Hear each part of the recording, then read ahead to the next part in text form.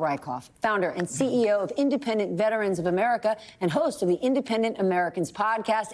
We live the most prosperous lives. Right. It's why the United States gets to be who it is. And for those guys to watch the dollar start to tumble, I can't think of a greater gift. No, our enemies are celebrating. President Mayhem has been attacking and destroying lots of things over the last 4 months. But for the most part, it hasn't really impacted rich Americans, right? He started to blow up the global order and things like NATO. Then he moved over to the Pentagon. Rich people generally don't have their kids serving in the military. Attack something like the Department of Education. Rich people send their kids to private school. Now he hit the market.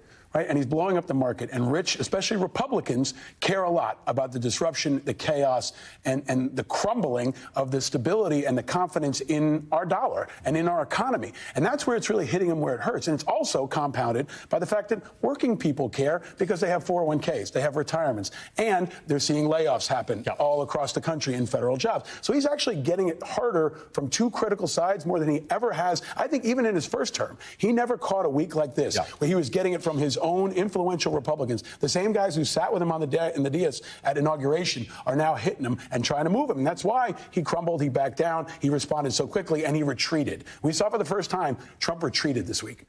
In the investment community, okay, whose job it is to analyze risk, is saying, oh, this makes sense. I don't think anybody. I mean, Ali said it a couple weeks ago. And there's other knock-on effects, too, like tourism is down. People don't want to come here anymore. Here in New York City, you can see it on the streets. You can feel it at the airports. People don't feel like planes are safe. They feel like this is an unsafe, unstable, unreliable place to be. And that's the most dangerous part about him, is not his political extremism. It's his sloppiness, it's his incompetence, and it's his volatility. And that's something you can't afford in national security. It's something you can't afford in immigration. It's something you can't afford in the economy. And here's the worst part, right? This is America finally feeling the chaos and destruction that he's, wreaking across our entire government. He's been doing this to our national security for 3 months. He's just getting to the economy, okay? We just swore in a assumed loyalist to be a chairman of the Joint Chiefs just yesterday, right? 25 Democrats voted against the chairman of the Joint Chiefs because we didn't have a chairman of the Joint Chiefs. He just fired the second four-star woman, one of only 2 four-star women of 11 generals. He fired the head of the NSA and Cyber Command. He's purging the entire military. Hegseth is on signal with Waltz and all these other people.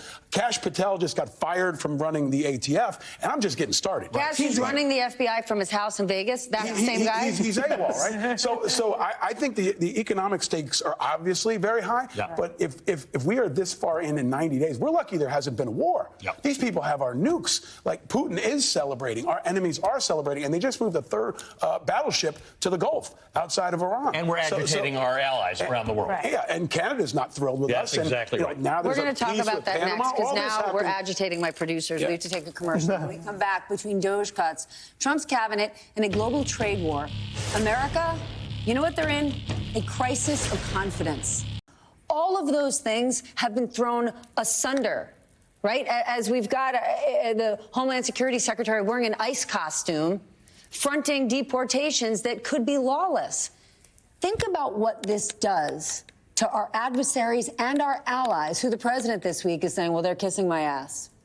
It's ridiculous. It's shameful. We're a laughingstock, and it's dangerous. But that's but get to the danger. We're laughing about the A1, but think about it. Let's talk. And I think the A1 thing is just revealing on how ridiculous and unqualified some of them are. But extremist conspiracy theorist Laura Loomer, who denied 9/11, is advising President Trump on who to fire in the military. General Hawk is gone from Cyber Command because Laura Loomer, who shouldn't be anywhere near the White House, she should be on a security watch list, and even in defense of Trump, shouldn't be near the commander-in-chief as a national security threat. She is inside the White House advising the president, and that is what the whole world can see. And I think we have a crisis of confidence in our security, in our stability, in our character. Like in the moral integrity of this country. And it's so deeply lacking that our children are watching, too. I mean, we all have kids, right? I mean, who can our children look to? We need an alternative narrative. And you and I have talked about this before. Leaders need to rise up, whether it's President Obama or someone outside of the political space. We need a daily alternative narrative that can show the world, hey, we're not all ridiculous and crazy. Some of us are still here, and we still have integrity, and we still represent America well. And the journalist group, and it really is this sort of, and they are hoping by deporting the grad students, what they're doing is they're trying to get to the people who are like that J.P. Morgan analyst. But grad students are easy. He's taking out generals. Okay, he's taking out a colonel in Greenland who spoke up and said that J.D. Vance's trip there was not helpful. She was fired because she didn't pass the loyalty test. Grad students are easy. Yeah, people inside the government are easy. Even the chairman of the Joint Chiefs of Staff, the guy who held the line last time, General Milley, was that guy last time, has been removed. C.Q. Brown is gone. And he's been working his way systematically down the military, down the FBI, down our intelligence agencies, because that is where the most power is. And he is executing very effectively a loyalty purge that tells people if they can get a general, they can get anybody. So seems a bit more. Cowardice seems to be a little more contagious these days. And it's fealty, right? And they are fearful of Trump, and they are more fearful of Trump than they are of their constituents. And that continues to consolidate. And I always want to go back to national security, because I'm not worried about the stock analyst who won't speak up. I'm worried about the general who won't speak up when he wants to do something extreme, like bomb Iran, or throw troops down on the border, or invoke the Insurrection Act. And hold on, if I can. Or enact martial law. Exactly. Which is right now, Donald Trump is waiting for a proposal back from the Pentagon about how to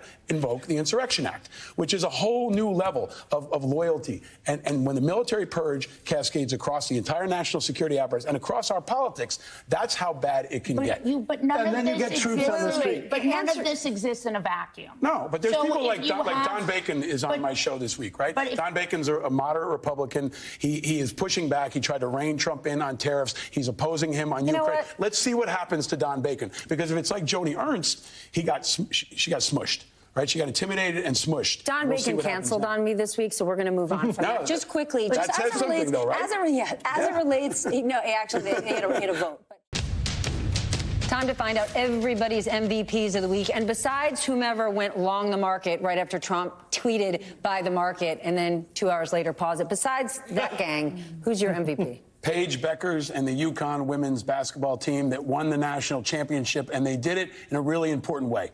They said it was based on friendship and unity and teamwork, the values that used to embody this country in a time where these folks in Washington are mean and nasty and divisive.